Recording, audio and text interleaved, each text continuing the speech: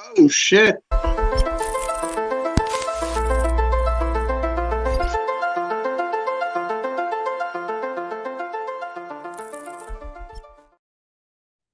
What's good, party people? This is Voodoo in the Woods. I'm according to Woods, and he is a former U of MMA champion, Pius Nino Lobo, better known as Voodoo Mafamas.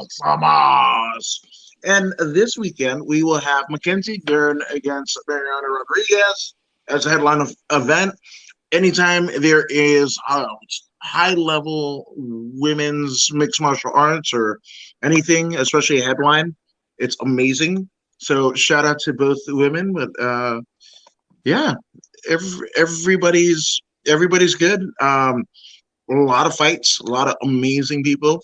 But shout out to one Eric Ghost Pepper Gonzalez because that guy finally got the call, and he will be fighting none other than Jim Miller next week, October 16th, in UFC. That's when you talk about dream come true and all that. I mean, everything's just perfect for that guy. The fact that he got in at this time on this card. Not only did he get in, look, he got an instant legend. I mean, you can make a movie about this shit. Imagine if he goes in there and he just beats Miller. You can make a movie on this story right here. It's been an amazing ride so far. Now he's at that next level. I can't wait to see how well he does. Either way, man, it's gonna be an experience of a lifetime. I couldn't be more proud of that guy. Mm-hmm. His career, I want to say, is like, I mean, he started way before me, right? Before me doing any interviews or whatever. But how I got my start was doing MMA promo videos. Did one for him, Froggy Estrada, Michael Reyes, Loris Yankee, uh, two for Daniel Rodriguez, two for Heinrich Wasmer, um, yeah, Chris Fajardo, and what have you that were seen in King of the Cage and some of the Bellator stuff, and maybe even Combate Americas might have stolen our footage and used it for their own shit. Yeah, man. Mm-hmm. I'm looking at you guys, but yeah, I'm so proud of him. So proud of Ian Harris, the coach. Yeah, shout out to Fight Science MMA in Mid Wilshire, mid LA. Yeah, man, it's a big win. The good sister Takaya Powell says hi. How are you guys? Hey, I'm here. what's up, We see Takia? you. Thank you for joining us. Thank everyone here in the chat. Yeah. But yeah, so I mean, big fights this weekend. I mean, there isn't any instance, especially if you're like a Ghost Pepper, um, hinging your entire career.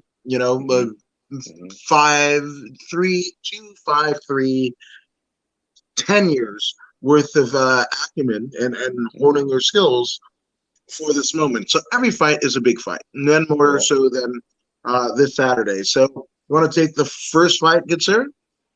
That first fight, man. We have this one at the lightweight division. We got Charlie Ontiveros versus Steve Garcia. Ontivero, is that Brazilian? Ontivero. Well, let's dig into it. Oh, it's the American bad boy. So he's an American. He's an American. Um, uh, he's coming off a loss against Kevin Holland. Remember that neck injury slam? He slammed the dude on his neck. When Kevin Holland slammed this dude right here on his neck, and he had to stop fighting. I think we saw it around the time of Fight Island. I'm not very certain, but anyways, he's coming off a loss. But prior to that, he was on a 2-5 win streak. He's gonna be going in there against Steve Garcia. Steve Garcia is an American, 11 and Mean Machine. This guy is called, by the way, Mean Machine. He's also coming off a loss apparently against Luis Pena. Isn't that your boy, Luis Pena? Ain't that your boy right there, Luis Pena? with the afro. That's your buddy, right? Let's see. Hold on, because my hearing is. This is where I know I'm a bit old, but also audiologically, yes, audiologically, right? I try to go ideology with audio, but Yeah. I am deaf as all shit. So let me plug in my earbuds here, and hopefully this works out. Mic I think I check. was gonna. Yes, it's connected. Mic Can you hear check. me? Mic check. Mic check. I can hear you. Mic check. Check. Check. So, It says so it's. this guy right here, Steve Garcia, I think it. he Go ahead, last say something. lost. I can hear you. I hear you. Yeah, Yep. my earbuds are shit. Apparently. Can you hear Ugh, me? that's great. So Voodoo, what you said. Yeah. Luis Pena, your boy. We're doing because of my lack of hearing and lack of setup right now. We're gonna do you like whatever you say. Aside from like, Let's do it. I see your yes, point. we're Let's do getting it. we're getting unanimous picks here. Let's go. Okay, You are the so puppet master, good sir. so Steven Garcia. Steven Garcia went in there against Luis Pena. He lost, but prior to that, he was in a 4-fight win streak. So he's going to be coming in against Charlie Ontivero. They're similar in record. I see knockout punches, knockout wins for Steven Garcia. So, what are my chances here? I'm not certain. I'm not certain. It's a coin flip for me. Would I flip a coin? I'll take I'll take Ontivero. I'll take Ontivero on this one.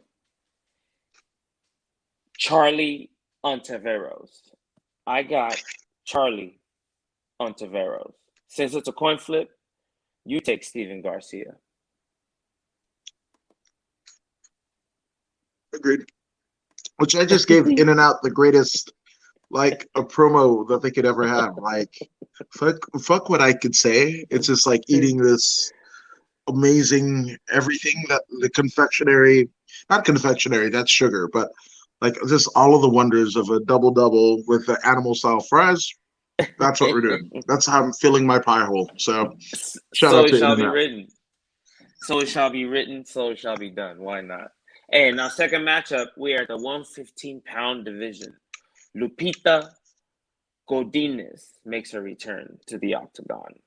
Uh, it appears that Lupita was supposed to fight a Sam Hughes, but Sam Hughes has COVID. So now Lupita is going to be going in there against a Silvana Gomez Juarez. Silvana Gomez Juarez, lots of experience. So Silvana is 10-2 in this matchup. 10-2. She comes from Argentina, of course, but she's currently on a 3-5 win streak. Griseli Perea, she beat by strikes. Diana Reyes, she beat by strikes. Saray Orozco, she beat by decision, unanimous decision. So she's a dominant striker, is what this is telling me. But back in 2018, she did lose to Ariana Lipsky, KSW 42. But outside of that, she's doing pretty good. She's doing pretty good outside of that. So I'm guessing, hmm, I don't know. I don't know. I don't know.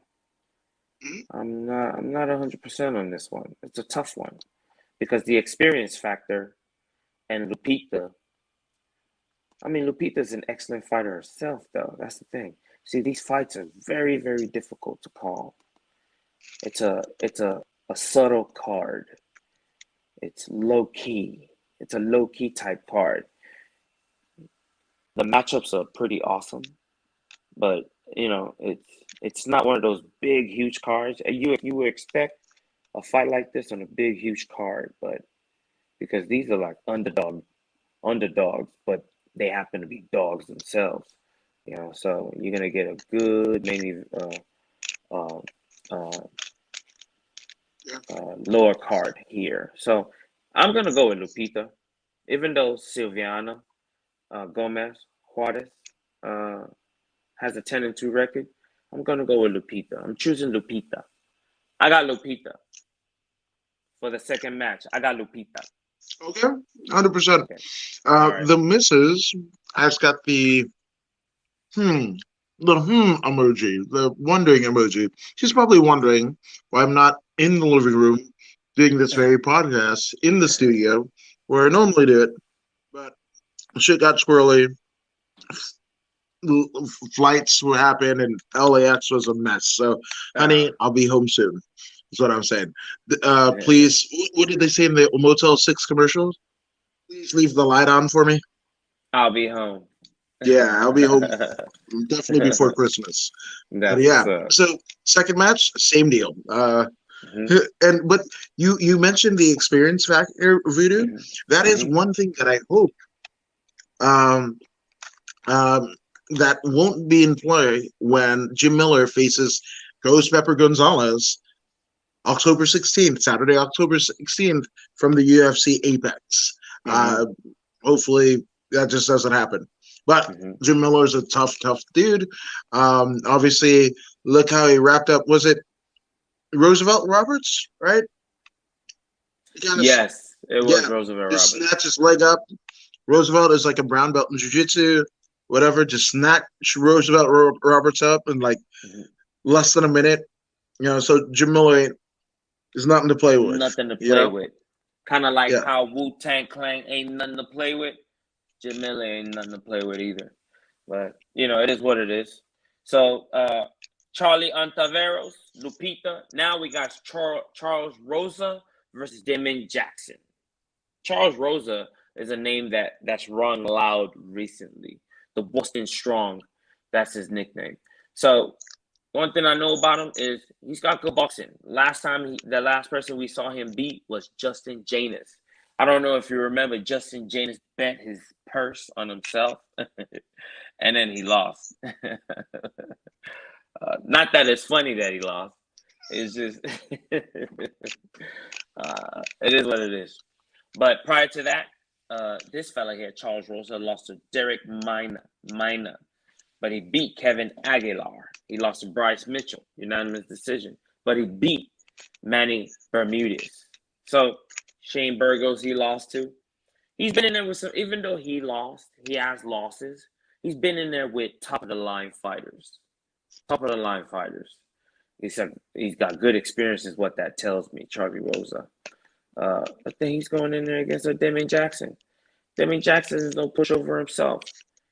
His name, the Leech. I remember him fighting, even though I haven't seen him in such a while. I remember him fighting. Last person he fought, he lost though. Tupuria was who he lost to by knockout. But before that, he was on a 2-5 win streak against Rashad Bektik. He beat him by guillotine choke. He beat Moreau Charlotte by rear naked choke. But he lost to Movlid Kalbuliev jumping in. So he's susceptible to flashy techniques. I'm gonna go with Charlie Rosa on this one, man. Against Damon Jackson, I got Charles Rosa. Charles Rosa. I'm gonna have to agree. But somebody that doesn't agree with my dietary choices is one Mary Kay Woods. Stuffing your pie hoke with a burger, actually pie hole. Well, stuffing holes is what got our strapping 14-year-old son in here. So you've been the recipient of such, and I don't know why you're still with me. So 10 points. And then Tyson Duckworth says nothing to play with. I love that we followed up stuffing pie holes with nothing. That's where we're Nothing going. to Thank play with. you, Tyson Nothing to Duckworth play with. from Ketchikan, Alaska, the king of the featherweight Alaskan fighting scene, AFC Alaska Fighting Championship. That Yeah, you basically boasted the one Jared Cannonier, right? Tyson Duckworth is a champion there. So I'm just saying. And Takeo Pal says, "Okay, I see you." Hopefully, In and Out will see this and put some sponsorship money in Video and I. We've spent quite a few dollars at your establishment, right? Most definitely.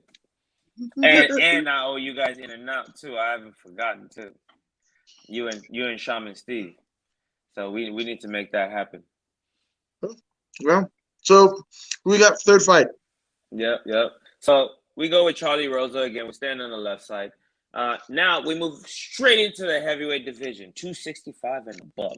Alexander Romanov versus Jared Vandera. Isn't that one fella from around these parts? The Mountain, Jared Vandera. I think I remember him from recently. Last person he fought was Justin Tafa, whom he beat by unanimous decision. He fought Sergey Spivak. I think that's the fight I remember. He lost by ground and pound. But prior to that, he fought Harry Hunsucker. He beat by ground and pound in the first round knockout. He's also beaten Tony Lopez, Kryptonite. That's Smash Global 9. Shout out to Smash Global, straight up. So, yes, this is a fella that I was thinking. Jared Vandera. He's from around these parts. He's going to be going in against Alexander Romanov. Jared is tough. He's tough. He's a working man. You know, he's a blue-collar fighter. You know what I'm saying? He works hard for his. But he's going to be going in there against Alexander Romanov. Alexander Romanov, whatever division he came from before, he's already a champion, you know. They call him King Kong. He's just been winning, you know. The only loss, his first loss as a fighter was in the amateurs back in 2011. That was his first loss, his first and only loss. And he got knocked out. And he's been on a 2, 4, 6, 8, 10, 12, 14 win streak. He's beaten Juan Espino, Marcos Lima, Roque Martin. Oh, I remember that fight. He whooped Roque's ass. But Roque was getting it in though. Sergey Frietza, Sultan. He's been serving fools. Now he's going in there against Jared. The man's undefeated pretty much in my eyes. Amateurs don't count. I gotta go with Smart Money. Smart Money says go Alexander Romanov, but the heart goes to Jared Vandera. But Romanov, I think Romanov's gonna put it on him. He's gonna take him to the ground and finish him on the ground. Yeah. So, and Tyson Duckworth says Tony Lopez. Yes. Yeah. Old bull. Yes. I mean, yes. Tony Kryptonite Lopez is arguably the most decorated heavyweight in combat sports history, right? Mm-hmm. He's got some Muay Thai titles. He's got some Jiu-Jitsu titles. He's like a black belt. He's a bare knuckle, championship. Maybe not BKFC championship, but like he is, yeah, man. You know, and it's weird when you, in the instances of the heavyweight division, right? Mm-hmm. Throughout the course of the history, and people are like, like a Stipe or a Kane, and I'm not saying that they aren't great, right? Mm-hmm. Mm-hmm. But Josh Barnett, go look it up in the Google machine. Mm-hmm. When people were still calling, like Stipe after the first run of Stipe, when he had defended it more times than anyone else. Mm-hmm. Well, the War Master had a particular viewpoint of it, and I think it's completely legitimate. Especially, Josh Barnett, for my money, he's definitely top 5. Yes. Not saying that because we're cool. No. Like Barnett is top 5. This is somebody, again, if we're talking about Tony Lopez in terms of being one of the most decorated heavyweights in combat sports history of all time, right? Well, Barnett's right in there. We're talking an IWGP, New Japan heavyweight champion. We're talking about the King of Pancrase, much like Bas Rutten, Hall of Famer Bas Rutten. Mm-hmm. We're talking about the Metamoris grappling championship.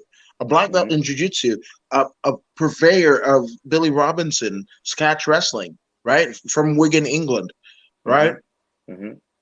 Pro wrestling, Hey, MMA. didn't he win the UFC title at like 21 or something like that? At some young age, Yep. 19 Yeah, or something like that. 1,000%. Babyface assassin. Catch, yeah. And Tyson says preach and hashtag catch wrestling. No, 100%. I love catch wrestling. Catch can, whatever the fuck you want to call it. I knew that, when Bret and Owen Hart came to the ring and they were talking about, Gorilla Monsoon, Bobby Heenan, Jim Ross, Jerry Lawler, Jesse Ventura, right? They were basically, talking about Stu Hart being a catch wrestler. And every time they mention a catch can rest, like background, well, those ended up being the guys and even the girls in the instance of like Alundra Blaze or Medusa, Sharon Martel even, right? Yes, I knew those crazy ass sugar holes, right? That'll fucking, put your fucking forearm into somebody's nose and just grind it up. That was my favorite type of wrestling. And they refer to it like fucking the Steiners and John Severn and Ken Shamrock and everything like that. So that was my ideal. And loving this voodoo in the woods after dark feel. Thank you, Stephen Tatum. Hell yes. So, so again, with the heavyweight division, you got guys like Barnett, right? One night tournaments. Okay. When did Stipe or Kane, as great as they were, compete in one night tournaments? Or are we saying that they're the best of the non one night tournament men guys? Because you definitely have to put a Fedor in there. He's done the one night tournaments plus just the fucking super fights, right? Fucking Crow Cop. Remember? What was it? Right leg fucking hospital, left leg cemetery? Cemetery, man, straight up. Yeah. And it was no joke either. I saw many of fools drop. Wanderlei Silva dropped to that left kick to the head. Yeah, so again, these man, King Kong Romanov, to me, again, this to me, whoever, if it's a knockdown drag out fight, let's assume that both men's chins can withstand what the other man can fucking dole and dish out. Then this is going to be a fight of the night contender, right? This is the benchmark that everything else after it has to live up to, right? To me, this is my first fight of the night candidate, and if it's not a fight out of the night, it's going to be a KO of the night. Right? I agree. And wait, who's the other gentleman that Romanov is? Jared Vandera. Vandera. Vandera. That blue collar dude. Yeah. I like that. If somebody's fucking head is still attached after this, that's a miracle. It's a fucking miracle. It's a fucking miracle. Hey. And that Lupita fight is going to be pretty good too, though. That's going to be pretty good too. But for sure, I agree. This is the first fight of the night. The first 3 fights are going to be good. But this, I totally agree with you. That I agree. First fight of the night. Because Jared is going to bring it. But then we move on into the 135-pound division, in which we have Chris Gutierrez versus Felipe Colares. Let's see what's up with Chris. Let's see what's cracking with you, Chris, in the bantamweight division. What's up, Chris? So I'm looking at Chris's picture right here. He's got 2 belts. So that means he's the 2-division champion, or he's defended his title twice. Okay, so he's used to championship, is what that tells me. He's gotten in there and he's been Andre Ewell. He's been Vince Morales, Geraldo Freitas, Ryan McDonald. He lost to Ronnie Barcelos back in the Ultimate Fighter, Rear Naked Choke back in 2018. But this dude's been in the UFC, LFA, and he's got more wins than losses. That means he's a credible fighter. That's what that tells you. Because the UFC is the highest level in this division. So if he's winning more than he's losing, then he's a contender. That's what that tells us. Now we got Felipe Colares. He's 10-2 though. Felipe Corrales. What has he been up to? What has he been doing? They call him Cowboy, Cowboy Cow, something like that. Cowboy Cow. Um, the last person he beat was Luke Saunders, unanimous decision. I see heavy grappling from this guy, but he lost to Montel Jackson, unanimous decision. Montel Jackson's not so bad though. Domingo Pilarte, he lost to Geraldo Freitas. That was his first match in the UFC. Freitas. I'm going with Chris Gutierrez, man. I'm going with Chris Gutierrez. I'm choosing Chris Gutierrez in this one. Yeah. So the two gentlemen again. Chris Gutierrez, Felipe Colares. I got Chris Gutierrez. Good with good. Who'd you say? Are you going with Gutierrez or? Yes, Yeah. Gutierrez, yes. Yeah, I think that's again unanimous. This is a unanimous pick. And again, nothing against the other gens, but Gutierrez, man. Yeah, yeah. He's got a better record in the US. Oh, look, Gutierrez is number 40 in the world in the bantamweight, and Felipe is 109. It makes sense to pick Gutierrez. Exactamundo. Yeah. So now we move on into the middleweight division. We got Phil Hawes versus Darren Wynn. If you know DC, the commentator, former heavyweight champion, former double champion. If you know that DC fella, then you know Darren Wynn because they're from the same camp. Darren Wynn is 7-2. He started off his career back in 2017. He turned over from wrestling into mixed martial arts in 2017. Ground and pound. He got a knockout, KO, a unanimous decision. Now, he's starting to see what those that he couldn't knock out. Now he's starting to grapple him, outwork him. And then now he comes into the UFC in 2019. He fought Darren Stewart. He lost by split decision. He went in against Gerald Mirchard, MRT or something like that. That dude is called. He lost to that guy by rear naked choke. Then he came back. Then he did a wrestling match against Colin Moore. He lost by decision. So pretty much he's got 3 L's, two in MMA and 1 in wrestling. Then he came back in 2020 against Antonio Araujo. He beat Antonio by unanimous decision. I remember that fight being boring and weak. Phil Hawes, if you know, that dude, they call him Megatron. If you know, he's got knockout power, incredible knockout power. He's been winning since the days of Bellator 2019, and he's just kept a winning record up until now. Last person he beat was Kyle Dawkins. Kyle Dawkins was the guy that fought Holland last week, and you know that headbutt situation, knocking Holland out and then choking him out. So that's Kyle Dawkins. He's been in there with Kyle Dawkins. You know how good Kyle Dawkins is. He went in there against him and he won by unanimous decision. Before that, he beat Nasruddin Imavov. He beat that guy by majority decision. So he knows how to win. Phil Hawes knows how to win. So in this matchup right here, he has knockout power. He's the longer fella.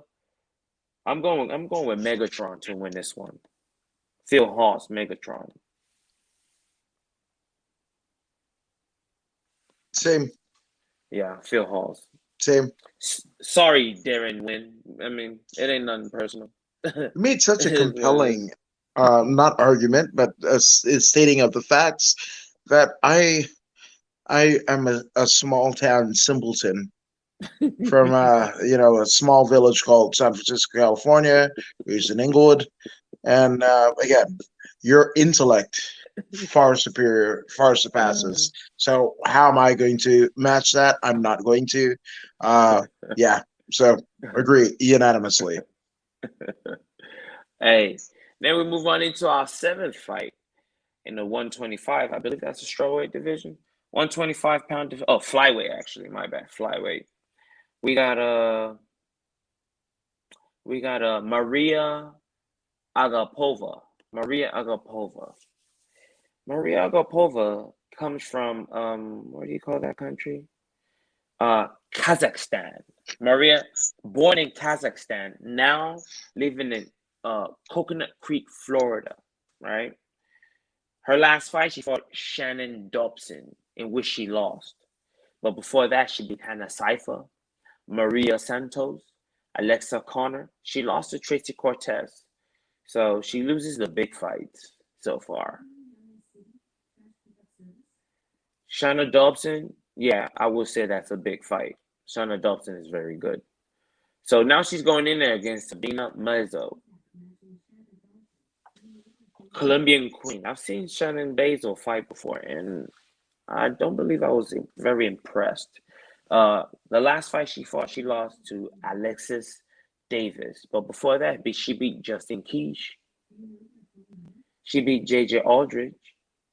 She beat Shannon Dobson.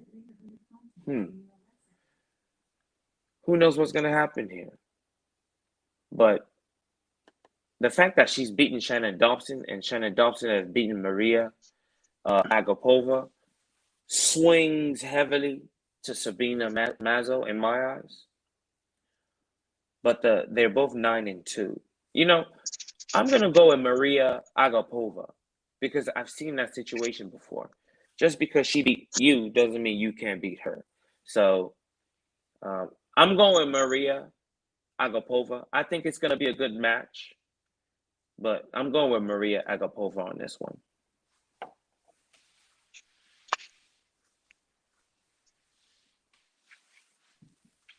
Same. Okay. So we move on into the flyweight division, 125-pound, the men's. It brings the return of Tim Elliott. Tim Elliott is a UFC veteran. He's been gone from the UFC. He's come back to the UFC. But when he came back a different fighter. But he's going to be going in there against Matthias Lukola. Let's look at Tim Elliott real quick, just to see the level of experience he has. Just not even forget about the wins and the losses. Just listen to the names that he's fought: Jordan Espinoza, Ryan Benoit, Brandon Royval, Askar Askarov, Davidson Figueredo, former champion, Mark De La Rosa, Ben Nguyen, Louis Smoka, Demetrius Mighty Mouse Johnson. So, and the list goes on. This guy has been in there with the very best. Ali Bagotinov. I mean, John Dobson, Jared Papagian, Jens Pulver. I mean, he's been in there with everybody. So this guy, with all that experience, is coming in there against Matthias Nicolau. Matthias is coming from a Manila Cape win. Who's that guy? Felipe Efren. Who's that guy? Alan Gabriel. I mean, no disrespect to these people. Those are names that I don't know. But I do see a Louis Smoka, whom he beat, right? These both guys have beaten Louis Smoka. That's saying something. John Moraga. Okay, I know that guy.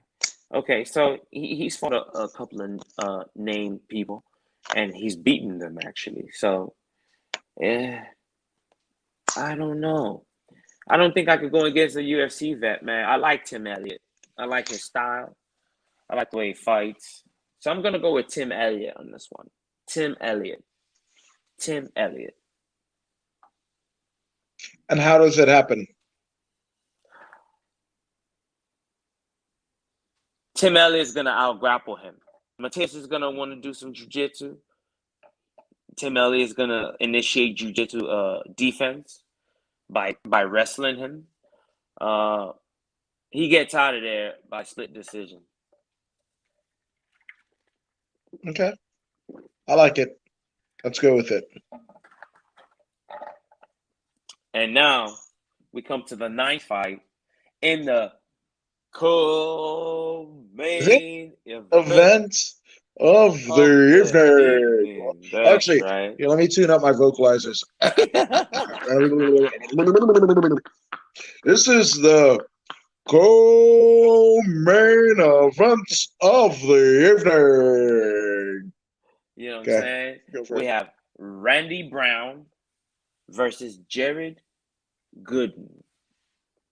I'm going to talk about Jared Gooden first because I like Randy Brown.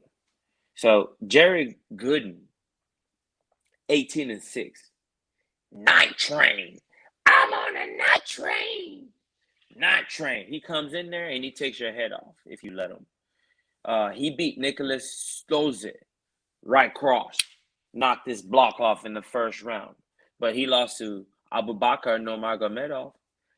You out grapple him, he's got nothing. He lost to Alan Jouban. You out move him, he's got nothing. If you stand there in front of him, he'll knock your head off. He beat Trent Macau, knockout in the second round. Jay Jackson, rear naked choke. Marcel Stamp, guillotine choke. Oh, he's got some chokes too. Bruno Oliveira beat him.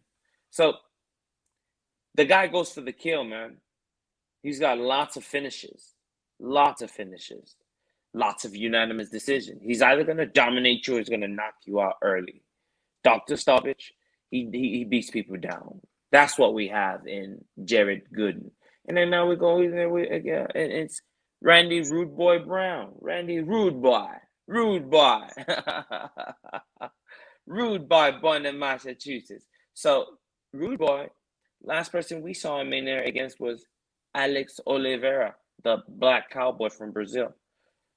You know what I mean? Took his back, sunk in a one-handed rear naked choke. Beautiful work, man. He lost to Vicente Luque, though, knees and punches. But he beat Warley Alves, triangle choke. Brian Barberino, knees and punches. He lost to Nico Price, hammer fist. Oh, I remember that. Mickey Gall, he beat Mickey Gall. He lost to Bilal Muhammad, unanimous decision. Brian Camozzi, he knocked out. Eric Montano, guillotine choke. So he's got a balanced style. He can either knock you out with the strikes, or he can choke you out. I like the way Randy Brown fights, Rude Boy. He's been knocked out before, but when he fights, he brings everything. He brings all he's got. But if he's in there slipping, he might go to sleep because Jerry Gooden is no joke. But if he can get Jerry Gooden down, and because he's long too, so I'm gonna go with Randy Brown, man. I'm going with Randy Brown on this one, straight up. Rude Boy. Rude Boy. So, Mary Kay Wood says those faces. It's my truth to be self-evident. But I'm not stupid enough. Voodoo, agree with everything you said. That's it. Because no, this is the co-main event. Not it's not bad. It's not a bad co-main event. But I mean, if we're done here, you want to get to the main event of the evening. Yeah. That was less Bruce Buffer-ish, more kind of like, I don't know, an in and out double kind of in my juggler. But anywho, or any horror, as they would say. I mean, this is after dark, right? So as Stephen Tatum just said, right? Love the Voodoo in the Woods after dark. So any horror. I mean, anywho. With that all being said, we are at the main event of the evening. This is the reason why we're here. It is Mariana Rodriguez against Mackenzie Dern. This is classic striker versus grappler, right? But what did we learn, right? And this is something that Voodoo has pretty much preached since the inception of the show, right? And if you're one of the lucky ones to be actually taught by him at the dojo in which he teaches, he'll probably tell you the same thing, right? Mm. So we're on the back end of the Alexander Volkanovski Brian Ortega fight, right? Mm-hmm. And what do you talk about black belts in MMA, good sir? About the punching. Yeah. The ones and twos, man. You gotta bring them ones and twos. Ones and twos. Set the tone. And that's what Marina Rodriguez does so well. Her Yeah, but control of the you striking remember what game. you I'm say, saying, right? Black what? belt, like you could be a third degree black belt. You Oh, punch him. when you punch him, he goes straight to second degree. Hit him again, he goes to first degree. Hit him again, he's just a regular black belt. Hit him with a nice shot, he's a brown belt. Hit him with another one, he's a hey. It is what it is, man. It is what it is. It does not matter who you are, what kind of belch color you have. Once you start getting touched, things start to change. But that's the thing, though. Mackenzie Dern understands this. This is why she went to the one of the best ever in coaching, Jason Perillo, I believe his name is. You know what I mean? So she's been working with him for some time now. I see them on the internet, on Instagram. She's been getting a striking game in.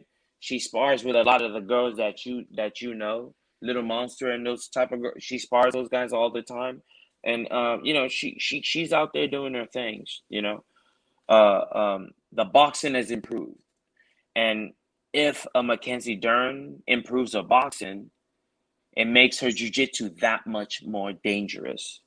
Because if you're expecting takedown and you start to drop your hand, I mean, look at what Usman is doing these days. People are afraid of the takedown, so they drop their hands. That's why he's able to blast uh, uh, Masvidal the way he blasted him. Masvidal was scared of the takedown. He knows if Usman takes him to the ground, he's done. So he dropped his hands, and then boom, he got caught with that power cross, knocked his soul out of his body. You know what I'm saying? But anyways, that's another story. So Mackenzie Dern has this advantage. So she's working with Jason Perillo to improve her hand speed and the power in her hands. So once these girls drop their hands, she's got the opportunity to knock them out, or at least stun them, so she can go in for the kill and get the submission. Either way, she's changing herself to becoming the next. She's gone to the next level. She's gone from a one-dimensional fighter to a two-dimensional fighter. And her kicking game is not bad either. She doesn't usually kick. She usually punches and then goes for the jiu-jitsu to finish. But I see her improving her kick at some point. One before the other. One before. I like how she's focusing on the hands right now. So I'm sure at some point she'll improve the kicking game. But to go in there and challenge for like a Rose Namajunas and a Zhang Wei Li for the title, you will have to have kicking. Otherwise, you can't beat those girls. I mean, you're a good jiu-jitsu artist. You're not gonna sub those girls. They're not going for it. So we're jumping the gun right now. Mackenzie Dern, she's got Mariana Rodriguez in front of her right now, and Mariana Rodriguez, she is special. Mariana Rodriguez is special. Her poise in the cage, I especially appreciate. You never see panic. It's always calm. The last person she beat was Michelle Waterston. She's beaten Amanda Ribas by knockout.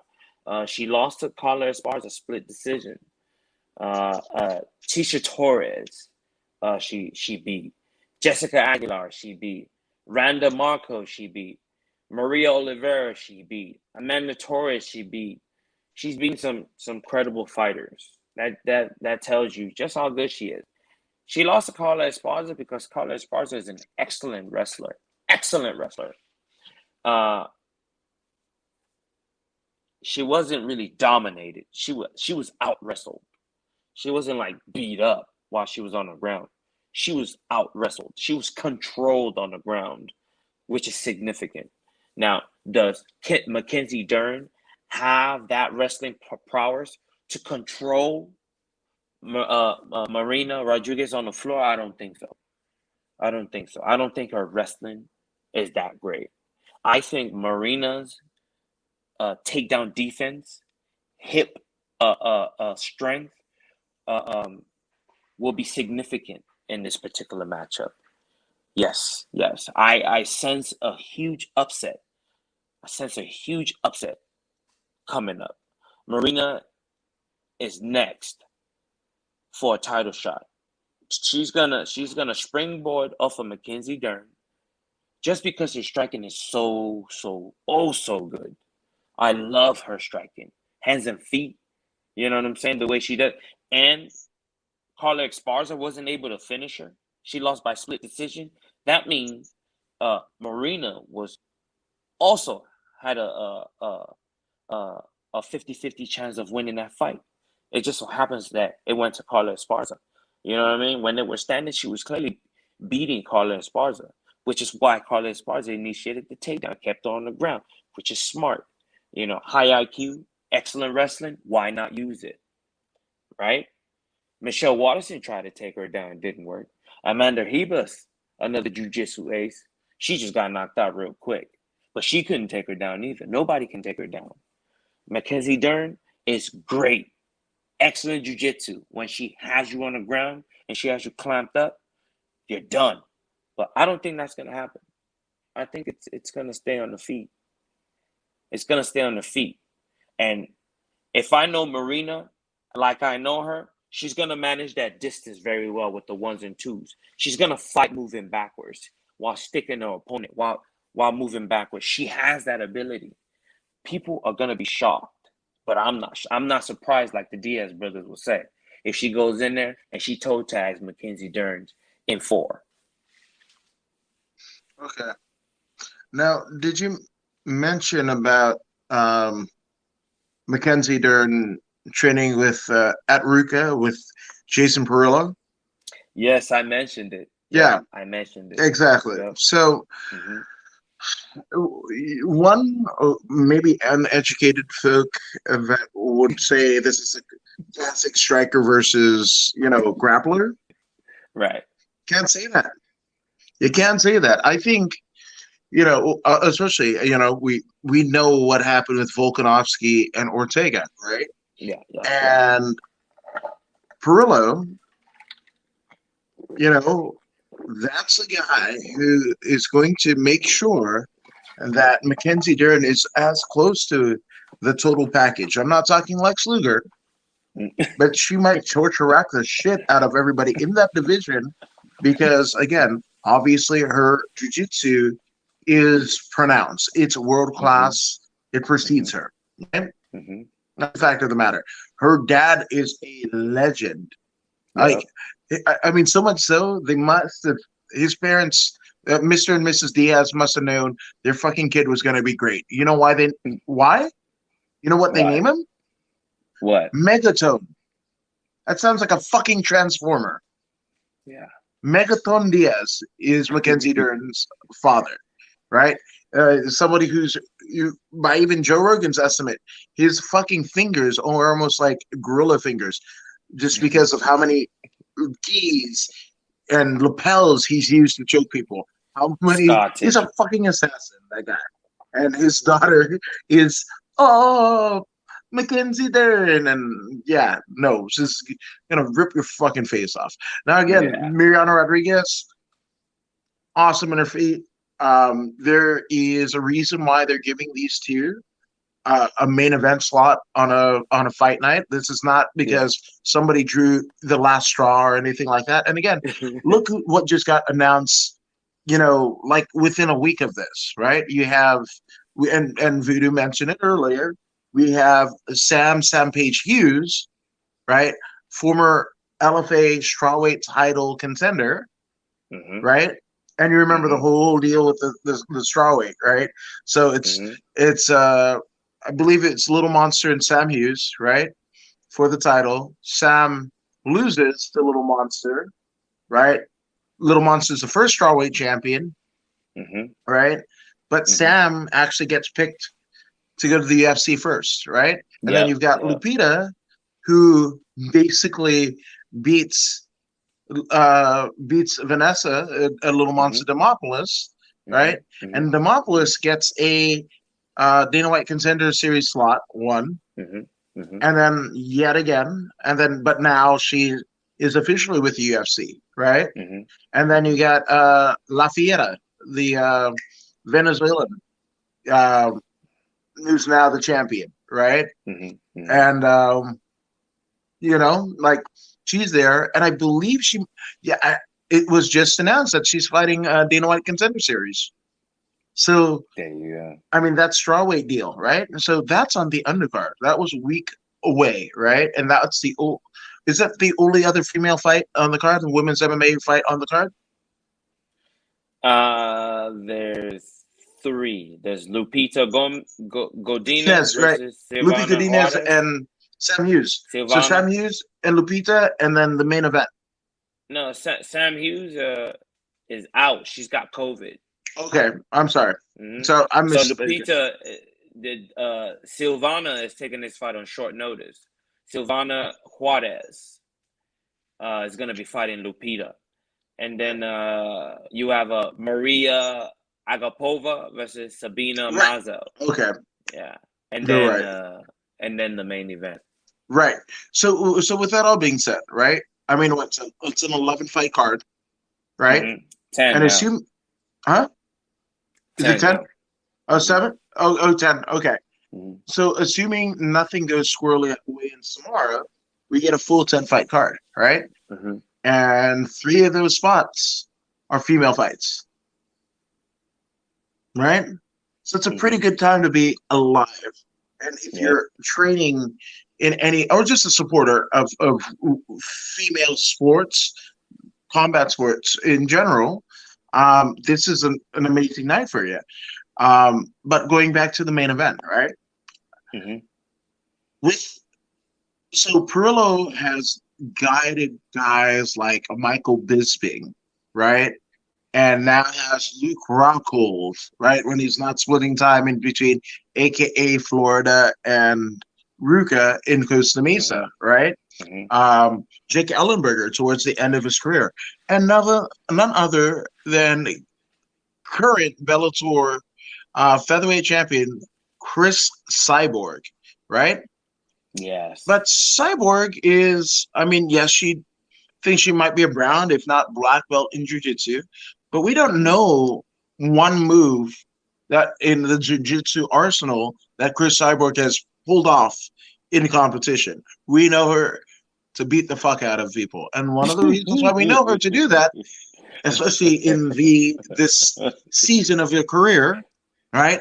UFC, I mean Invicta, UFC, now Strikeforce. I mean not Strikeforce, Bellator, I'm sorry, Bellator. That's all Perillo, right? Mm-hmm. Mm-hmm. But I would bet that Chris Cyborg, and maybe aside from Gabby Garcia, will say that Mackenzie Dern's is fucking jiu-jitsu is next level, and she's getting next level striking with again, much like Freddie Roach, right? There's a couple big time boxing trainers that boxed first. Perillo boxed, right? Mm-hmm. I think he won a couple championships in his day, but I mean, look at his coaching, like world champions in both boxing, MMA, and even I think a Muay Thai one in there too. So I love where this is going in terms of women's MMA. This is absolutely befitting of I wouldn't be surprised if they run this back, no matter who wins on Saturday, and they run it back, but they're running it back for the fucking UFC title of that weight division. Yeah, that's not a bad fight. And I'm actually, I don't know if I can make a pick here because again, Rodriguez is a fucking assassin, right? She's a fucking assassin. But you don't think Mackenzie Dern is gonna pull out some ninja shit too? Yeah, Just saying. it could be fight of the night. It's got fight of the night potential. It's got fight of the night potential. It's got performance of the night potential. So this is what I'm saying about this card. It's such an excellent. The matchmakers have done it again. This card has low names, but high performance. It's gonna be a sleeper. It's gonna be a sleeper. The true MMA fans are gonna love this because, I mean, Mackenzie Dern is famous, but she's not moving the needle like that. Not right now, but she is, but not really. So these guys aren't gonna get the exposure that they really deserve, but it's okay. It's okay because when the performance hit, you're gonna see all the little clips on Instagram and all that, Yeah. and then people from there, people will go watch the fight. They'll go watch the whole thing. So Yeah. And again, look at Ortega, right? Black belt jiu-jitsu. He's knocked some motherfuckers out, right? You look at the aforementioned, Vanessa Little Monster Demopoulos, right? And she's a brown belt in jiu-jitsu, fucking fully capable of choking whatever. Her last fight before she gets into the UFC, I can't remember if it was LFA or Contender Series, but she KOs the fucking gal. She KOs the fucking gal. That was her first KO, because she's hooking up with Saxon Muay Thai's, Julio Trana, right? So again, Mackenzie Dern and fucking Perillo, come on. Yeah. Okay. Again, I know that Romanov and whatever, but this is also a contention of fight of the night. And I know that Rodriguez is going to do everything in her fucking power to make sure it doesn't go to the ground, to keep it standing. Because she's chumming the water to the shark that is Mackenzie Dern on the ground, Megaton Diaz Jr. in a female form. That's just like, again, Shayna Baszler, right, is a direct descendant from Billy Robinson and Carl Gotch. And she's a female wrestling in the WWE. Mind blown. And Megaton Diaz's descendant, and if Billy Robinson, Josh Barnett into Baszler, Megaton Diaz, and all the bad motherfuckers that Mackenzie grew up around, she right now is their player one. Right? Yes. Megaton Diaz is fucking player one. Jason Perillo is fucking player one. I mean, the fact that they scooped her up so fast, I don't think she won a championship in LFA. They're like, fucking sign her ass. With weight cuts and all that, whatever the fuck and whatever, she's still there. Yeah. Right? But she's dialed all that shit in. Right? And she's a mother now. Right?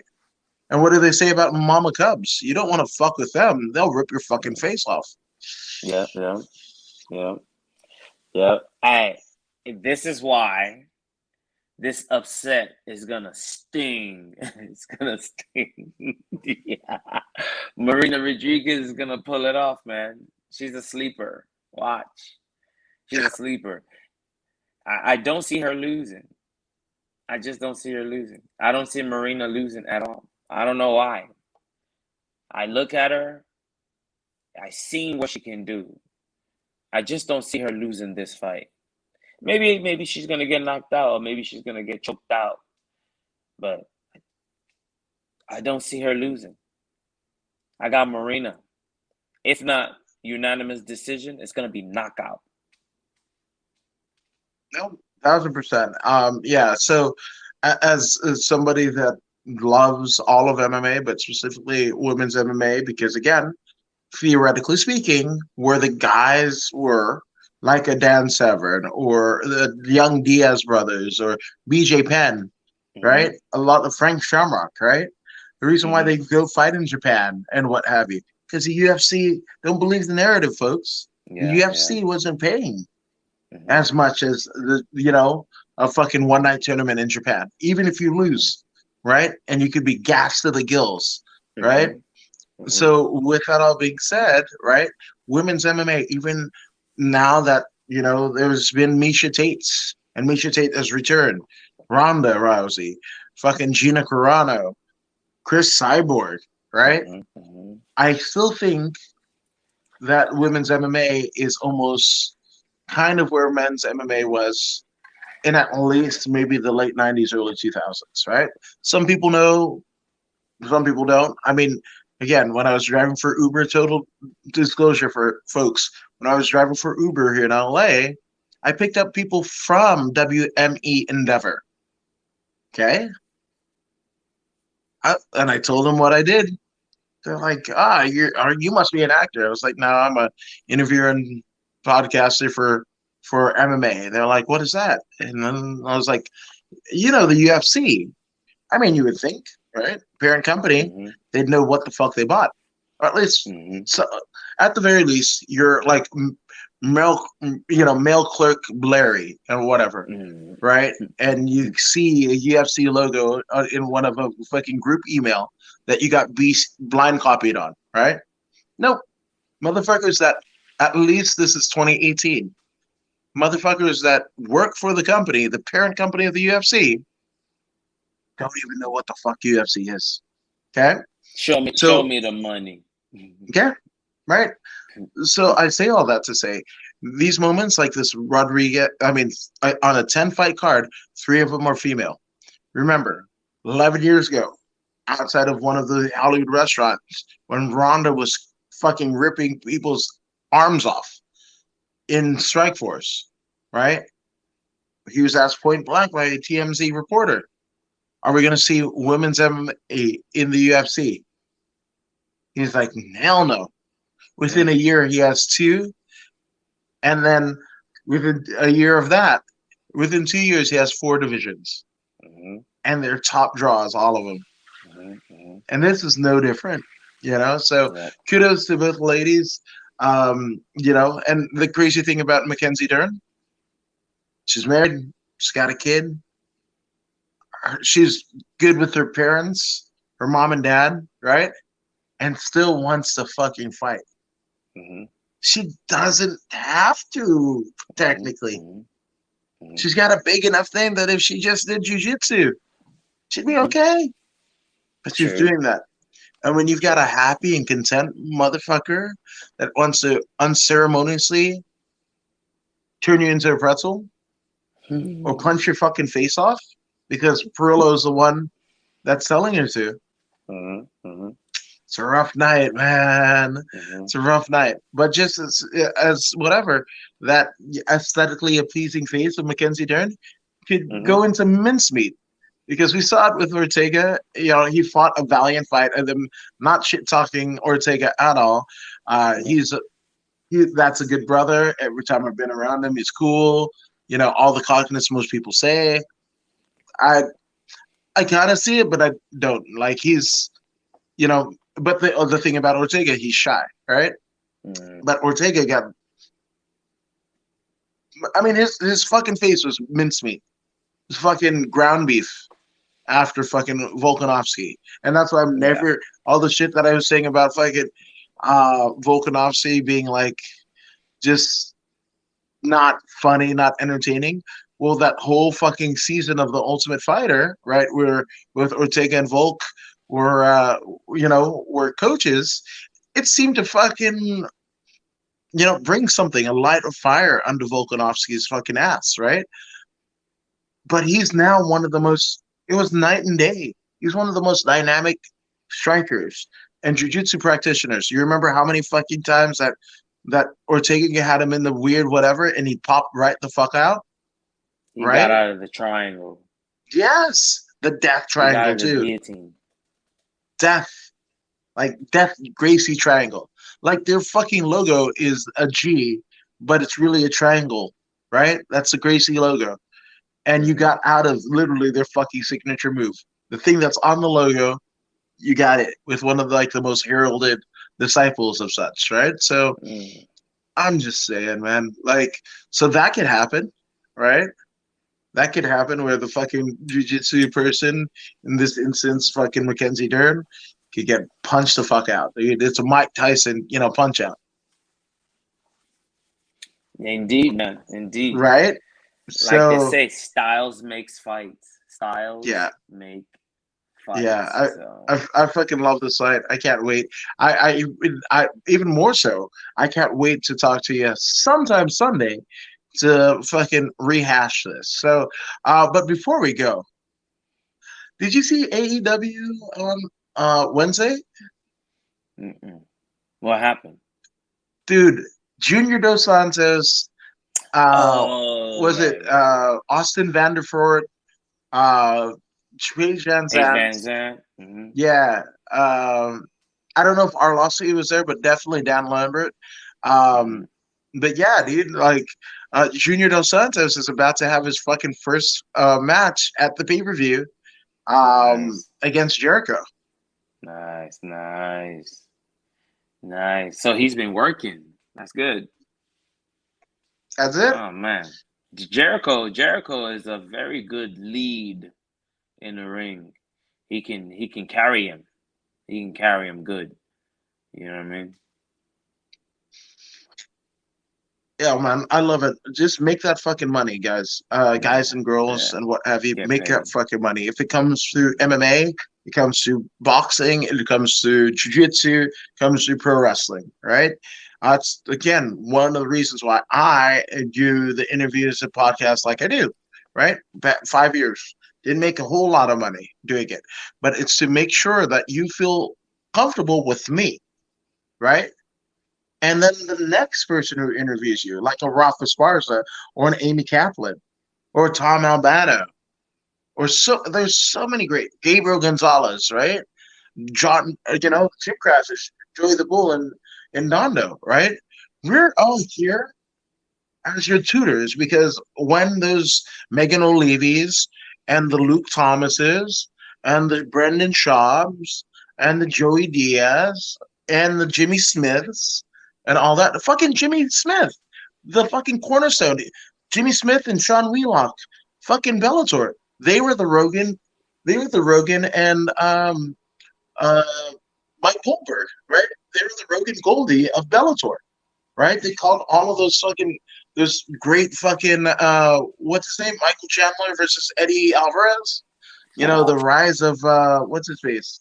Uh not Don Wrinkles, Dave Wrinkles, right? The caveman, right? Yeah. The most dangerous man in the world, fucking Joe Warren, like all those shit is done by Sean Wheelock, who's now with the fucking BKFC, and then Jimmy Smith, who's the fucking point man on WWE Monday Night Raw, right?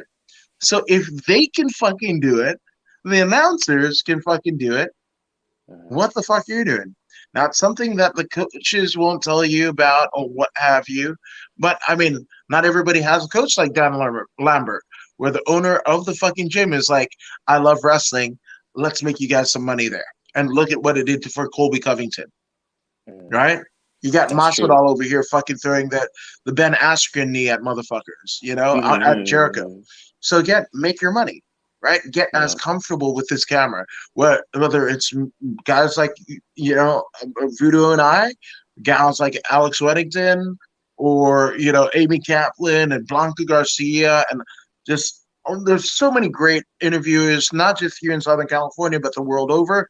So many great podcasters. That's one cool thing that I've been able to hook up with people that are fellow podcasters, starting this thing with Voodoo to get people comfortable. So when those big names come, you guys and girls will be ready, right?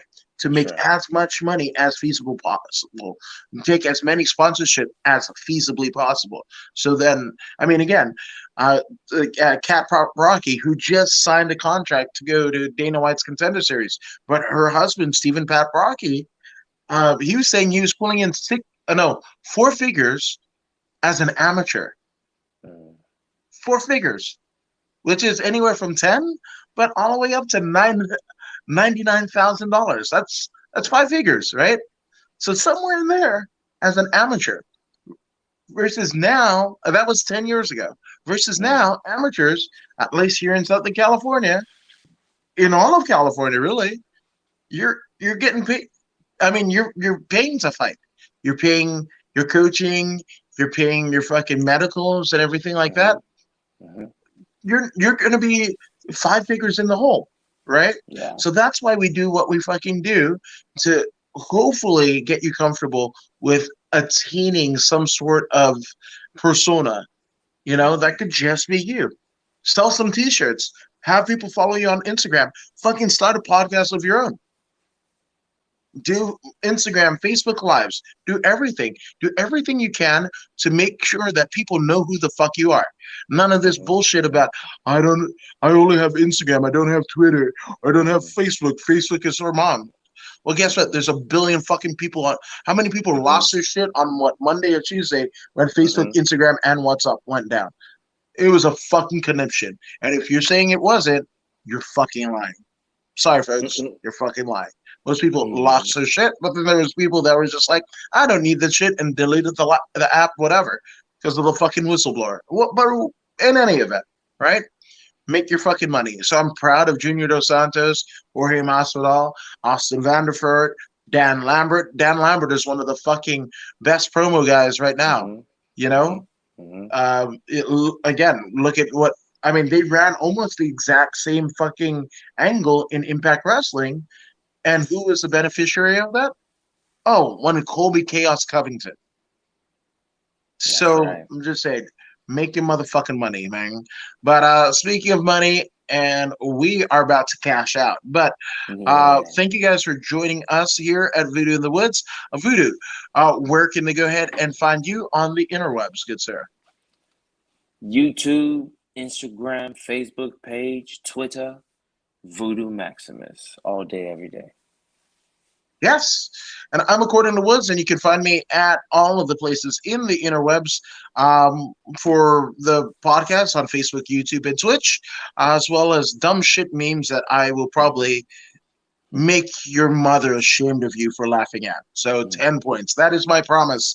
My mom has gone to the sweet by and by, so I don't have that. So last conversation that I had with my mom was an argument. You follow me, I'm going to make sure you argue with your mom, and that's a promise. So with that all being said, you guys be good. Go ahead and like, share, and subscribe to the Voodoo in the Woods podcast on Facebook and YouTube. And if you ain't down with that, I got 2 words for you. Love you. Bye.